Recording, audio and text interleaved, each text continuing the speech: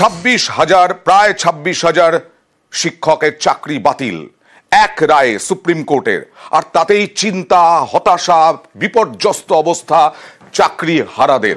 আজকে মুখ্যমন্ত্রী কিছুক্ষণ আগেই সাংবাদিক বৈঠক করলেন, তিনি সম্মান জানালেন সুপ্রিম কোর্টের প্রতি, কিন্তু রায় যে তিনি মানতে পারছেন না সে কথাও জানিয়ে দিলেন। আজকে মাননীয় সুপ্রিম কোর্টের যে আদেশ, যেখানে জাজমেন্ট মানে ভার্ডিক্টটা আমরা পুরো স্টাডি করলাম। As a citizen of this country I have every right. আমি কিন্তু জাজকে রেসপেক্ট করে বলছি, আমি জাজমেন্টটা মেনে নিতে পারছি না। আমাদের নিয়ম হচ্ছে judiciary, we cannot criticise the জাজ as such, but I can express some opinion about the verdict. এরপরে বিজেপিকে তীব্র আক্রমণ করলেন। শিক্ষা ব্যবস্থা টার্গেট বিজেপির, এমনটাই অভিযোগ মমতা বন্দ্যোপাধ্যায়ের। শিক্ষা ব্যবস্থাকে বিপর্যস্ত করতে বাম বিজেপির চেষ্টা বলেও আক্রমণ মমতা বন্দ্যোপাধ্যায়ের। আত্মরক্ষার জন্য তো একটা সুযোগ দেওয়া উচিত। ভুলে যাবেন না, এরা সবাই স্কুলে পড়ায়, স্কুলগুলোর কি হবে? এডুকেশন সিস্টেমটাকে কোলাপস করা কি বিজেপি গভর্নমেন্টের টার্গেট? বাংলাকে আর কত টার্গেট করবে? আমাদের এই কেসে তো CBI education, the then education মিনিস্টারকে জেলে রেখে দিয়েছেন, আজকে অনেক দিন হয়ে গেল। ওই সে নিয়ে তো আমরা একটা কথাও কখনো বলিনি। তো একই অপরাধীর কবার শাস্তি হয়? আর মনে রাখবেন, school service commission is autonomous body, we never interfere আর উই ডোন্ট ইন্টারফেয়ার। আর এই মামলা নিয়ে বিকাশ রঞ্জন ভট্টাচার্য, সিপিআইএম নেতা তথা আইনজীবী, তাকেও তীব্র আক্রমণ করলেন, শুধু না কটাক্ষও করলেন মমতা বন্দ্যোপাধ্যায়। আর আমি অবাক হয়ে যাই, এখানে কেসটা করেছিলেন কে? বিকাশ বাবু। তিনি তো পৃথিবীর সবচেয়ে বৃহত্তম লয়ার। তাকে কেন তিনি এখনো নোবেল প্রাইজ পাচ্ছেন না আমি জানি না। পাওয়া উচিত। ভাবছি একটা রেকমেন্ডেশন করব। বিজেপিকে আক্রমণ, শিক্ষা ব্যবস্থাকে বিপর্যস্ত করতে বাম বিজেপির চেষ্টা, বাংলাকে পিছিয়ে দেওয়ার চক্রান্ত বলেও আক্রমণ।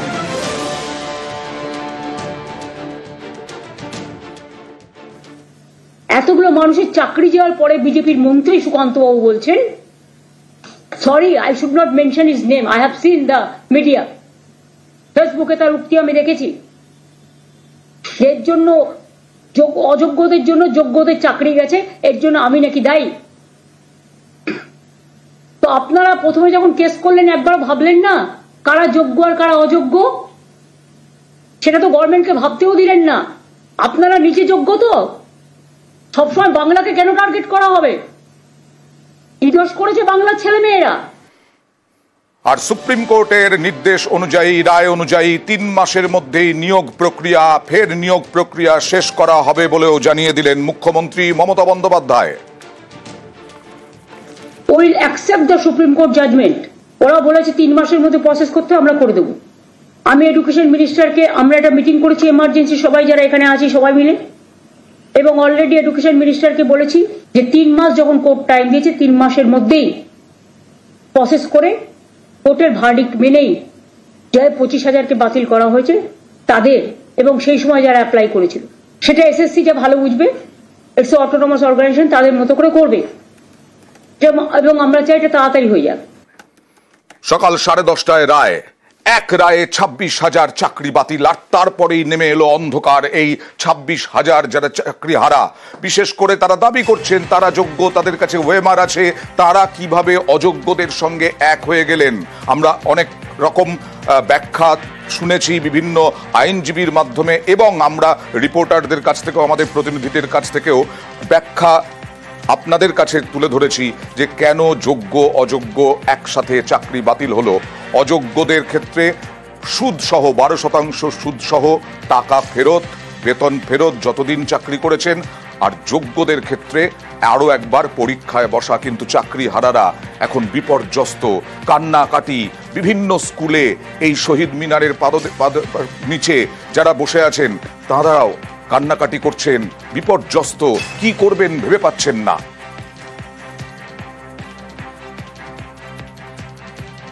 এটা আমাদের কাছে চূড়ান্তভাবে আনএক্সপেক্টেড। এটা আমরা কখনো কল্পনা করিনি যে দোষ না করেও এইভাবে আমাদেরকে শাস্তি পেতে হবে। কিন্তু এরপরে আপনারা এবার কি করবেন? সুপ্রিম কোর্ট বুঝতে পারছি না, এই মুহূর্তে বুঝতে পারছি না কি করব আমরা সেটাই তো ভেবে পাচ্ছি না যে আমরা কোনো অন্যায় করলাম না, তারপরে আমাদের কেন নিতে হবে? আমাদের এই অ্যালিগেশনস নেই, আমি কি বলবো বলুন, আমি তো বলতে পারছি না। আমরা কত, আমাদের সবকিছু ডকুমেন্ট দেওয়া, ওএমআর দেওয়া, আপনি রাতারাতি আমার পুরো পৃথিবীটা কেড়ে নিল।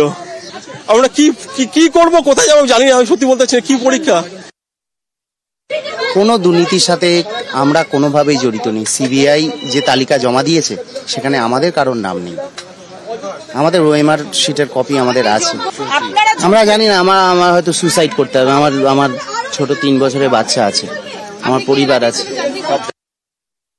আমার এমন অনেক সহকর্মী রয়েছে যাদের অনেক লোন রয়েছে, যাদের ছোট ছোট বাচ্চা রয়েছে, যারা আজকে পথে বসে গেল। আবার আরেক দলের কাছে এটা সম্মান আদায় করাও। আজকে আমি একজন পিএইচডি হোল্ডার, এমফিল পিএইচডি করা রামকৃষ্ণ মিশনের ছাত্র। আজকে আমার সম্মানটা কোথায় গেল? আজকে আমি আমার পাড়ায় ঢুকতে পারবো না, সবাই বলবে দেখো চোর এসছে। আমি তো, আমার কাছে চাকরি বাঁচানোটা কিন্তু সম্মান আদায়ের একটা লড়াই ছিল, সেই সম্মানটা আমি আজকে আদায় করতে পারলাম না। আমরা এবং আমার বন্ধুরা, আমার সহযোদ্ধারা সবাই আজকে সম্মান হারালাম। সম্মান হারানো, আর্থিক পরিস্থিতি যা দাঁড়াবে, কোথায় দাঁড়াবে সেই চিন্তা, এই সব নিয়ে এখন হাহাকার। 3 মাসের মধ্যে নতুন নিয়োগ প্রক্রিয়ার কাজ শুরু করতে হবে বলে নির্দেশ দিয়েছে সুপ্রিম কোর্ট, সেটা হবেও, কিন্তু তার আগে কি হবে, এই 3 মাসে কি হবে, এই সমস্ত নিয়েই এখন চিন্তায় যারা 26,000, প্রায় 26,000 শিক্ষক যাদের চাকরি গেছে, তারা চিন্তায় কি হবে তাদের ভবিষ্যৎ, আগামী 3 মাস কি করবেন, তারপরেই বা কি হবে তারা কিছুই জানেন না, ভাবতেই পারছেন না। এটা শুধু কলকাতায় নয়, বিভিন্ন জেলায়। কিন্তু এদের চাকরি কেন গেল?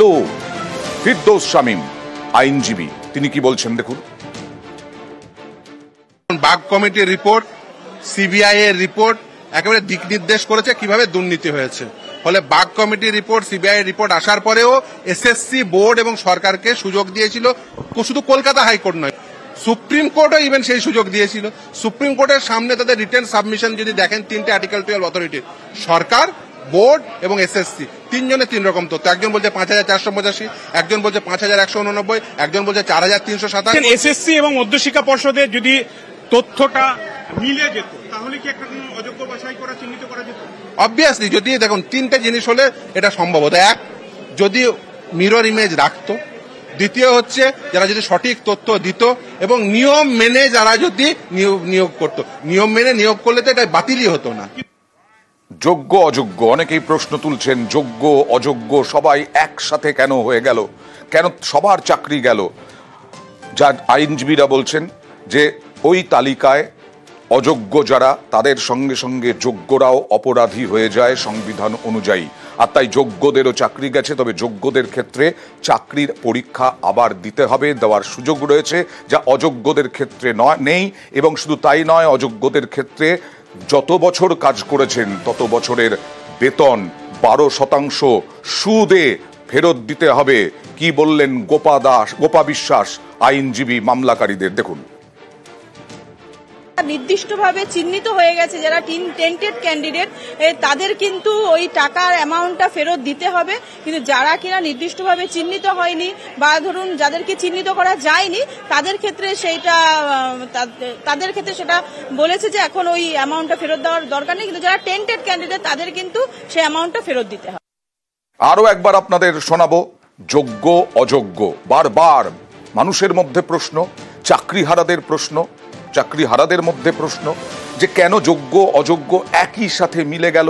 অযোগ্যদেরও চাকরি গেল, যোগ্যদেরও চাকরি গেল, কিন্তু যোগ্য অযোগ্য তো ডিফারেন্সিয়েট করতেই পারেনি সিবিআই। দেখুন আইনজীবী অঞ্জন দত্ত কি বলছেন।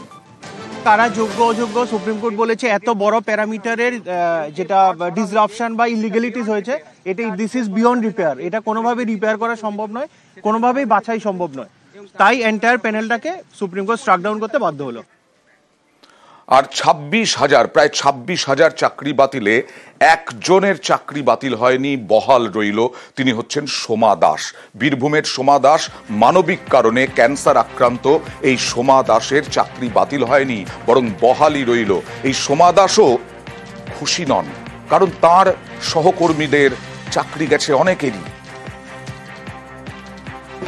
এই রায়টা সত্যি কখনোই কাম্য ছিল না, কারণ আমাদের প্রথম থেকে দাবি ছিল, আমি যখন আন্দোলনের সঙ্গে যুক্ত ছিলাম তখন একটাই দাবি ছিল যে আমাদের যারা যোগ্য বঞ্চিত প্রার্থী তারা যেন আমরা চাকরি আমাদের ফিরে পাই। আর শিক্ষা ব্যবস্থাটাকে দুর্নীতিমুক্ত করতে হবে, কারণ আমরা ভুক্তভোগী ছিলাম, কিন্তু এটা কখনোই চাইনি যে যারা সঠিকভাবে যোগ্যতার পরীক্ষা দিয়ে যারা চাকরি পেয়েছে তাদেরও চাকরিটা চলে যাবে এবং তাদের জীবনটা বিপন্ন হয়ে যাবে, এটা কখনোই চাইনি।